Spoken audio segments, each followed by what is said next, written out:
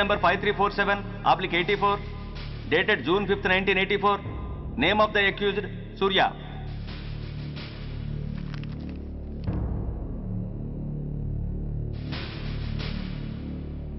Proceed. Your honour, ఈ నేరస్తుడిని కఠినంగా శిక్షించండి అని వాదించడానికి కూడా ఒక్క నిమిషం ఆగి, అతని వయసును సమీక్షించుకోవాల్సినంత చిన్న వయసులో ఇతను 2 హత్యలు చేశాడంటే మన న్యాయ వ్యవస్థ మొత్తం ఒక్కసారి మళ్లీ ఆలోచించుకోవాల్సిన పరిస్థితి ఏర్పడింది. ఇతనికి జరిగింది అన్యాయమే, కానీ హత్యకు హత్య, హింసకు ప్రతిహింస సమాధానం కాకూడదు. ఇతను చేసిన తప్పుకు తప్పకుండా శిక్ష విధించాల్సిందే. కానీ వేసి ఆ శిక్షలా మాత్రం కాకుండా మొత్తం బాలలోకానికి, రేపటి తరానికి శిక్షణలా అనిపించాలి. It's my sincere request. That's all your honour. బాబు, నువ్వు చెప్పుకోవాల్సింది ఏమైనా ఉందా? ఆ హత్యకు సంబంధించిన అన్ని వివరాలు మాకు తెలిసిన ఎక్స్ మినిస్టర్ ఈ ఊళ్ళో పవర్ఫుల్ పర్సన్ అయిన చౌడప్పకి అగెనిస్ట్ గా సాక్ష్యం చెప్పడానికి ఎవరూ ముందుకు రాకపోయేసరికి కేసు క్లోజ్ చేయాల్సి వచ్చింది. మీలాంటి ధైర్యవంతులు ఊరికి ఒక్కరుంటే చాలు, మా డిపార్ట్మెంట్కి ఎంతో హెల్ప్ అవుతుంది. దేశం కోసం ప్రాణాలు ఇవ్వడానికి సిద్ధపడ్డ సైనికుడిని నేను. మేం కాపాడుతున్న దేశంలో ఇలాంటి కిరాతులు ఉండటానికి వీల్లేదు. ఇదిగోండి కంప్లైంట్, వెంటనే కేసు బుక్ చేయండి. మీరు ఎప్పుడు రమ్మంటే అప్పుడు నేను కోర్టుకు రావడానికి సిద్ధం. Thank you. I appreciate your spirit. Thank you. అవసరమైనప్పుడు కబురు పెడతాను, మీరు తప్పకుండా రావాలి. షూర్.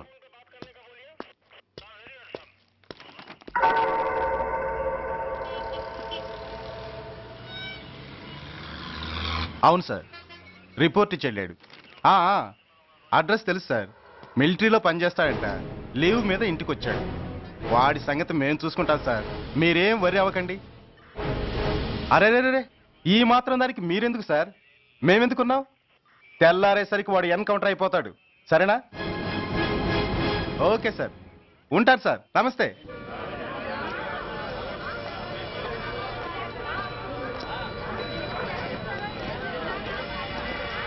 నాన్న, మనం ఈ ఊరోజులు ఎందుకు వెళ్ళిపోతున్నాం? ఈ ఊళ్ళో కొందరు చెడ్డోళ్ళు ఉన్నారు బాబు. ఎవరు వాళ్ళు?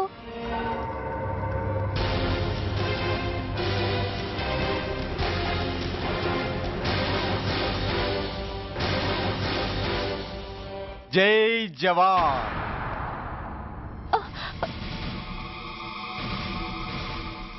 కోర్టుకొచ్చి సాక్ష్యం చెబుతాన్న మిలిటరీ ఆయన చెప్పా పెట్టకుండా ఊరొదిలి పారిపోతున్నారే. రేయ్, నేను సైనికుణ్ణిరా. వెన్ను చూపించి పారిపోవడం నాకు అలవాట్లేదు. కాకి బట్టలు తొడుక్కొని అలాంటి లుచ్చాల దగ్గర పాకి పనిచేసే ఇలాంటి వాళ్ళ పని పెట్టడానికి మళ్ళీ తప్పకుండా తిరిగి వస్తానురా. అంత లేదమ్మా, అసలు నువ్వు ఇక్కడి నుంచి వెళితే కదా తిరిగి రావటానికి. తమ్ముంటే ఆపండిరా. చా రండిరా.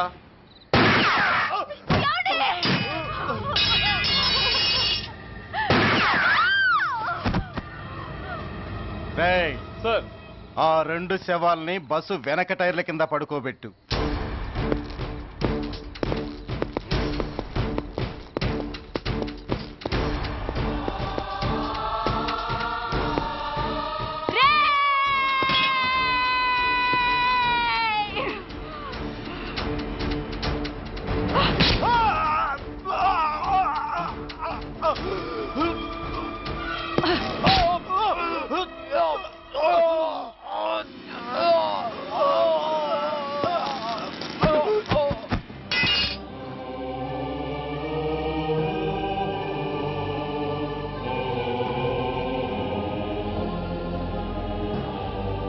నాకు తుపాకీ ఇప్పించాడు సార్. ఇక్కడున్న పోలీసులందరినీ చంపేస్తాను సార్. వాళ్ళు మంచి వాళ్ళు కాదు sir.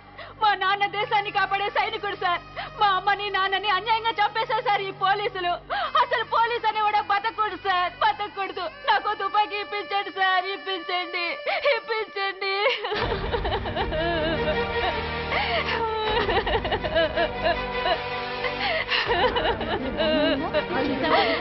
Order, order. The judgment is reserved. Court is adjourned. ఏ తలబట్టేసిందా? మీరా? ఏమా బాగున్నారా? బాగున్నానన్నయ్య. రండి కూర్చోండి. ఏరా, బోర్డర్ లో ఉండాల్సిన వాడి కోర్టులో పరిశీలన అయ్యావు. ఎంతసేపు అయింది వచ్చి? ఈ కేసు హియరింగ్ స్టార్ట్ అయ్యేసరికి వచ్చావన్నయ్య. ఇంతకీ ఆ అబ్బాయికి ఏం శిక్ష పడొచ్చు? ఏముందమ్మా, మైనర్ కాబట్టి కొన్నాళ్ళ పాటు రీఫార్మ్ స్కూల్ పంపించాల్సి ఉంటుంది. ఆ శిక్ష వేసేసి చేతులు దులిపేసుకుంటారు అంతేగా? నేరం చేసిన వాడికి శిక్ష వేయటం చేతులు దులుపుకోవడం ఎలా అవుతుందిరా? వాడు చేసింది తప్పు కాదని నీ అంతరాత్మకు తెలియదా? మన దృష్టిలో తప్పు కాకపోయినా చట్టం దృష్టిలో అది నేరం. దానికి శిక్ష వేయక తప్పదు. అసలు శిక్ష అనేది ఎందుకురా? మనిషిలో పరివర్తన తేవటానికి. మీరు వేసే శిక్ష వాడిని తప్పు తెలుసుకొనివ్వదు, తప్పుదారిలోకి మళ్ళిస్తుంది. ఏంటో నువ్వనేది? ఆ పసి మనసులో ఎంత ఆవేదన ఆవేశం ఉన్నాయో చూశావు కదా. శిక్షాకాలంలో అవి వాడితో పాటే పెరుగుతాయి తప్ప తరగవు. సమాజం మీద కక్షతో, వ్యవస్థ మీద హేట్రెడ్తో ఓ రెబల్గా సొసైటీలోకి వస్తాడు. దగ్గరకు తీసుకుని ఆదరించేవాళ్ళు లేక మరో క్రిమినల్గా తయారవుతాడు. ఇంతకీ నువ్వు అనేది ఏమిట్రా? మా కన్న కొడుకు ఎలాగూ పోయాడు, వాణ్ణి మేం పెంచుకుంటాం. Yes, we want to adopt him. I appreciate your humanity major Bhargav, but చట్టానికి విచారణ చేయటంలోనూ శిక్ష విధించటంలోనే కాదు, ఆ శిక్షను అమలు చేయటంలో కూడా కొన్ని పరిమితులు ఉంటాయి. శిక్షాకాలం పూర్తి కాకుండా అతన్ని మీకు హ్యాండ్ ఓవర్ చేయటం కష్టం అవుతుంది. ఇంతకీ ఆ కుర్రాడి మీద మీకు ఎందుకంత ఇంట్రెస్ట్? అతను ఓ సిన్సియర్ మిలిటరీ మ్యాన్ కొడుకు సార్. అంటే ఆ చనిపోయిన అతను? He was my subordinate sir. Oh, I see. Okay, I will do one thing. ప్రస్తుతానికి ప్రొసీజర్ ప్రకారం అతన్ని రిఫార్మ్ స్కూల్కి పంపిద్దాం. ఈలోగా గవర్నమెంట్కి, లా అండ్ ఆర్డర్ డిపార్ట్మెంట్కి స్పెషల్ పర్మిషన్ కోసం అప్లై చేసి వాళ్ళని ఒప్పిస్తాను. ఆ తర్వాత అతన్ని మీరు తీసుకెళ్ళవచ్చు. Thank you very much sir. వస్తాం సార్. మంచిది. మేజర్ గారు, ఆ కుర్రాడిని మీరు ఏం చేద్దాం అనుకుంటున్నారు? ఏ డిపార్ట్మెంట్ అయితే అధికార దుర్వినియోగం చేసి ఓ నేరస్తుని తయారు చేసిందో అదే డిపార్ట్మెంట్లో చేరుస్తాను. I will make him an honest police.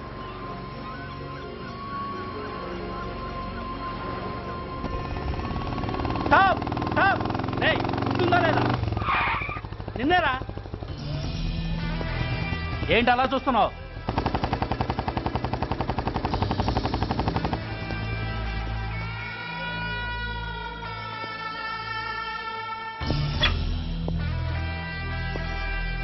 ఏంట్రా, ఏంటి మీదకి వస్తున్నావు?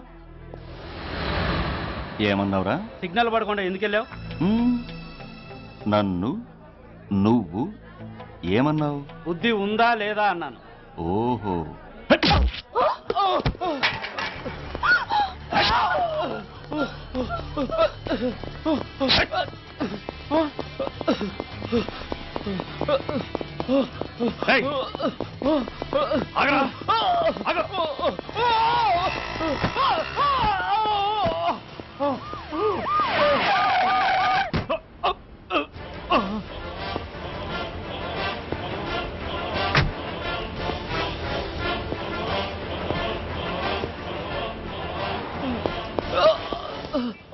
అతని హాస్పిటల్కి తీసుకెళ్ళండి. Drop the knife. He was my subordinate sir. Oh, I see. Okay, I will do one thing. ప్రస్తుతానికి ప్రొసీజర్ ప్రకారం అతన్ని రిఫార్మ్ స్కూల్కి పంపిద్దాం. ఈలోగా గవర్నమెంట్కి, లా అండ్ ఆర్డర్ డిపార్ట్మెంట్కి స్పెషల్ పర్మిషన్ కోసం అప్లై చేసి వాళ్ళని ఒప్పిస్తాను. ఆ తర్వాత అతన్ని మీరు తీసుకెళ్ళవచ్చు. Thank you very much sir. వస్తాం సార్. మంచిది. మేజర్ గారు, ఆ కుర్రాడిని మీరు ఏం చేద్దాం అనుకుంటున్నారు? ఏ డిపార్ట్మెంట్ అయితే అధికార దుర్వినియోగం చేసి ఓ నేరస్తుని తయారు చేసిందో అదే డిపార్ట్మెంట్లో చేరుస్తాను. I will make him an honest police.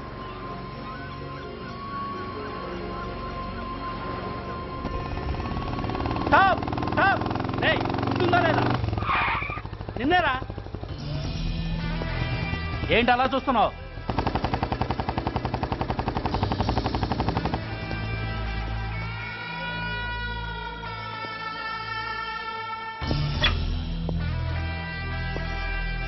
ఏంట్రా, ఏంటి మీదకి వస్తున్నావు? ఏమన్నావురా? సిగ్నల్ పడకుండా ఎందుకు వెళ్ళావు? నన్ను నువ్వు ఏమన్నావు? బుద్ధి ఉందా లేదా అన్నాను. ఓహో,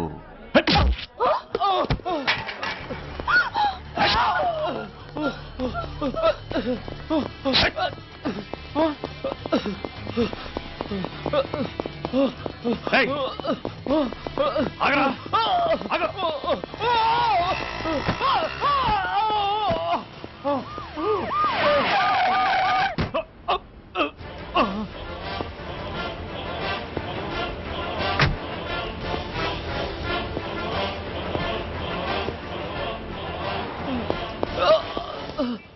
అతని హాస్పిటల్కి తీసుకెళ్ళండి. Drop the knife. కత్తి కింద పడై.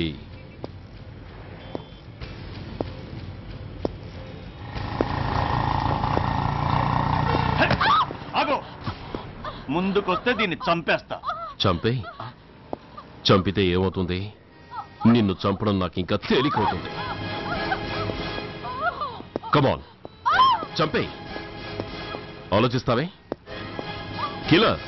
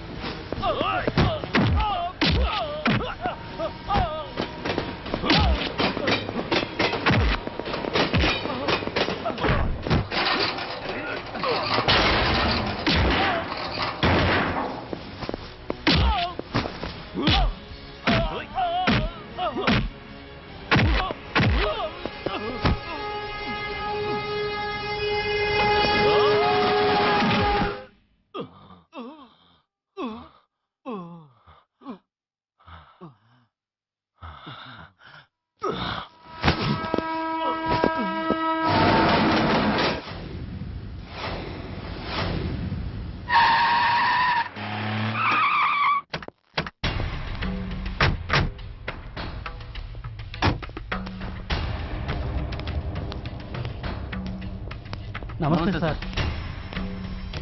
నమస్తే సార్.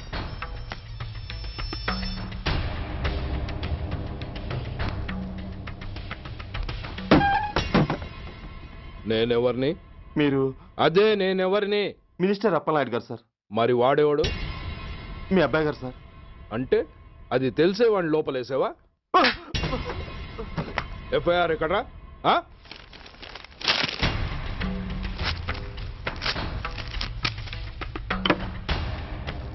నువ్వే నా రైటర్వి? అవును సార్.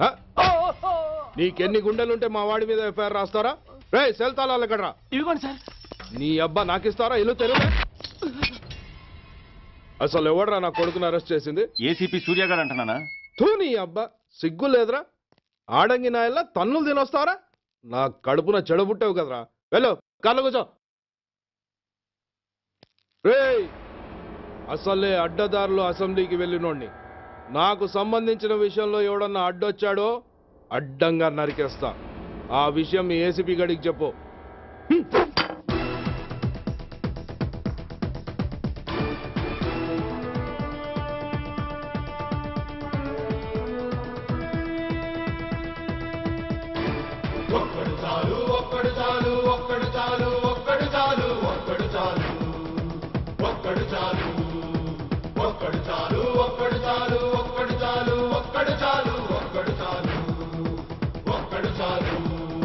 దేశమాత నుదుటి గీత మార్చేందుకు తిరుగులేని కొత్త రాత రాసేందుకు ఒక్కడు చాలు ఒక్కడు చాలు ఒక్కడు ఒక్కడు ఒక్కడు చాలు ఒక్కడు చాలు ఒక్కడు చాలు నూతనంగా ఉప్పొంగే ఈ చరితం పోతనన్న రాయలేని భాగవతం విశ్వమంతా విస్తుపోయి భరత జాతి వంక చూడ బలవంతుడొక్కడు చాలు ఒక్కడు చాలు ఆ ఒక్కడు నువ్వే కావాలి నువ్వే కావాలి ప్రతి ఒక్కడు నీతో రావాలి నీతో రావాలి ఆ ఒక్కడు నువ్వే కావాలి నువ్వే కావాలి ప్రతి ఒక్కడు నీతో రావాలి నీతో రావాలి.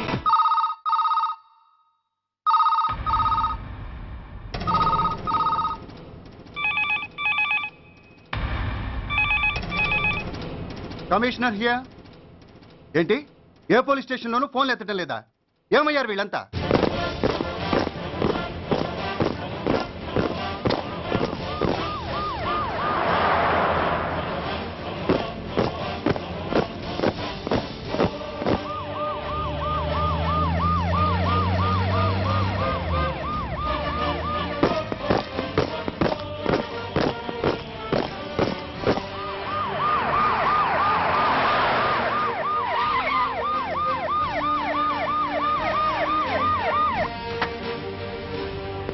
ఏంటయ్యా ఇది? What is non sense? Uniform తీసేసి పోలీస్ స్టేషన్ మూసేసి బజారు పడతారా? మీరు పోలీసులు అనుకుంటున్నారా, గుండా అనుకుంటున్నారా? విలువలేని యూనిఫామ్స్ ఒంటి మీద ఉంటే ఊపిరాడడం లేదని తీసేసాం సార్.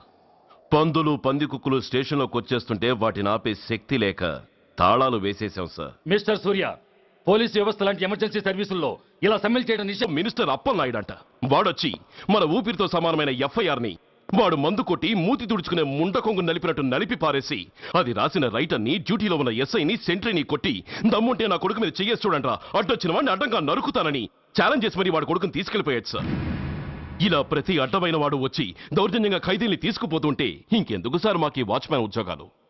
బ్లాక్ లో టికెట్ అమ్ముకునే వాడిని లాకప్ లో పెడితే మున్సిపల్ చైర్మన్ ఫోన్, ఓ రౌడీ విధవను అరెస్ట్ చేస్తే ఎమ్మెల్యే ఫోన్, ఓ రేపిస్ట్ అరెస్ట్ చేస్తే మినిస్టర్ ఫోను. అందరికీ రూల్స్ అండ్ రెగ్యులేషన్స్ ఉంటాయి, కానీ మా పోలీస్ వాళ్ళకి మాత్రం రూలింగ్ లో ఉన్న వాడి మాట వినడం ఒక్కటే రూలు. కాదని ఎదురు తిరిగితే సస్పెన్షన్లు లేదా ట్రాన్స్ఫర్లు. కాకి బట్టలు వాళ్ళింటి కర్టెన్స్ అనుకునే ఇలాంటి మినిస్టర్స్ ని గుడ్డనోడు తీసి నడి రోడ్డు మీద నడిపించాలి సార్.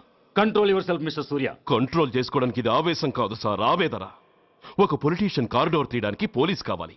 వాడు చేసిన తప్పుడు పని వల్ల కడుపు మండిన అన్నల బుల్లెట్ల గడ్డుగా పోలీస్ కావాలి. ఆఖరికి వాళ్ళ పెళ్లాల బ్యూటీ పార్లర్కి వెళుతుంటే తోడుగా పోలీస్ కావాలి. ఇలాగే కంటిన్యూ అయితే పోలీస్ అనేవాడు పొలిటీషియన్స్ పెంచుకునే వింత జంతువు అనుకుంటారు సార్ ప్రజలు.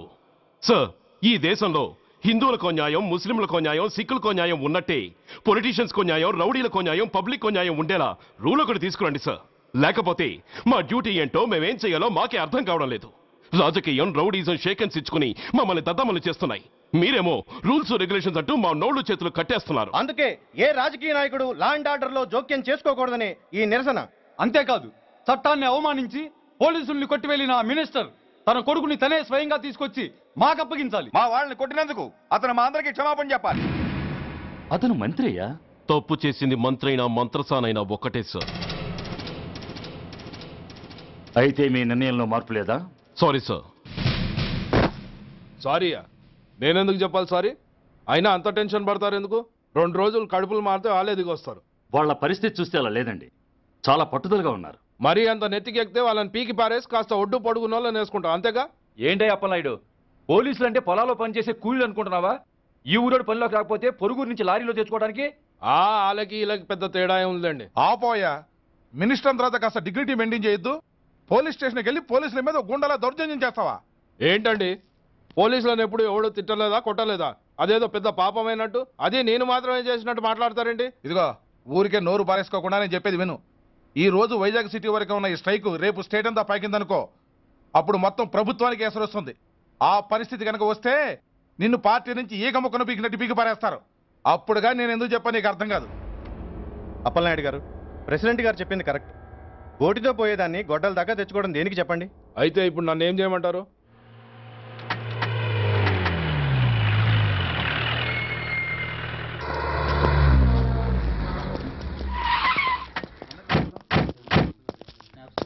హలో, మా ఈ నిరసన పబ్లిసిటీ కోసం కాదు, మా ప్రాబ్లం సాల్వ్ చేసుకోవడం కోసమని మీకు ముందే చెప్పాను. మళ్ళీ ఎందుకు వచ్చారు? మినిస్టర్ గారు రమ్మంటే రాకుండా ఎలా ఉండగలం సార్? మినిస్టరా? ఏ మినిస్టర్? అప్పలనాయుడు గారే సార్. అరుగో అప్పలనాయుడు గారు వచ్చేసారు, పదండి.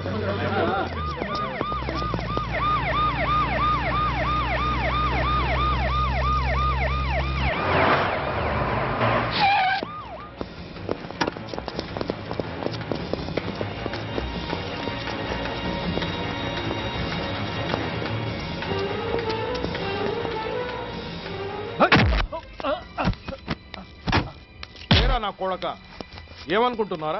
నువ్వేమన్నా పెద్ద రౌడీవా? నా పరువు తీసేసావు కదరా, నా కడుపును చెడబుట్టావు కదా. పోలీసులు అంటే ఎవరు అనుకుంటున్నారా? వాళ్ళు మనల్ని కాపాడేవాళ్ళరా, వాళ్ళనే అవమానిస్తావా? వెళ్ళరా, వెళ్ళి వాళ్ళ కాళ్ళ మీద పడి క్షమాపణ అడుగు. వెళ్ళవు. వీడు చేసిన వెధవ పని తెలియక కన్న తండ్రిగా తొందరపడి వీడిని తీసుకెళ్లాను. నిజం తెలిసాక ఓ బాధ్యత గల మంత్రిగా జరిగిన దానికి సారీ చెప్పి వీడిని మీకు అప్పగిస్తున్నాను. నన్ను క్షమించండి. చాలా థ్యాంక్స్ అండి. ఇంకా మీరు కెమెరాలు ఆపండి. మినిస్టర్ గారు మిమ్మల్ని పిలిపించిన కార్యక్రమం అయిపోయింది, మీరంతా బయలుదేరచ్చు ప్లీజ్. పిలవగానే వచ్చినందుకు మీ అందరికీ చాలా థ్యాంక్స్.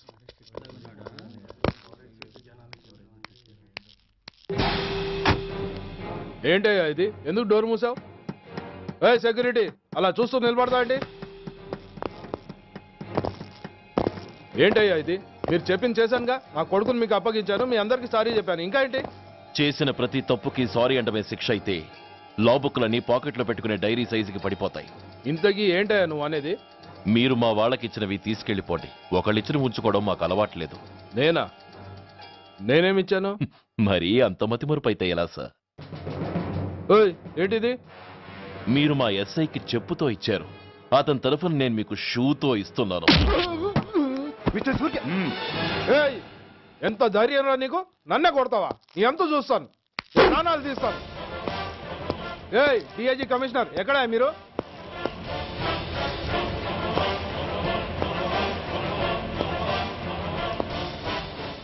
ఇది మా రైటర్కి ఇచ్చింది, ఇది మా సెంట్రీకి ఇచ్చింది. ఇక ఒకటే ఒకటి మిగిలింది. ఇంకోట ఏంటది? ఈ ఎఫ్ఐఆర్ ని నలిపినందుకు.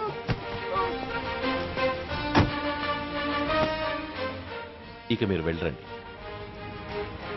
డ్రైవర్, వాడిని తీసుకెళ్లి లాకప్ లో పెట్టండి. ఇక మీరందరూ డ్యూటీలో జాయిన్ అవ్వచ్చు.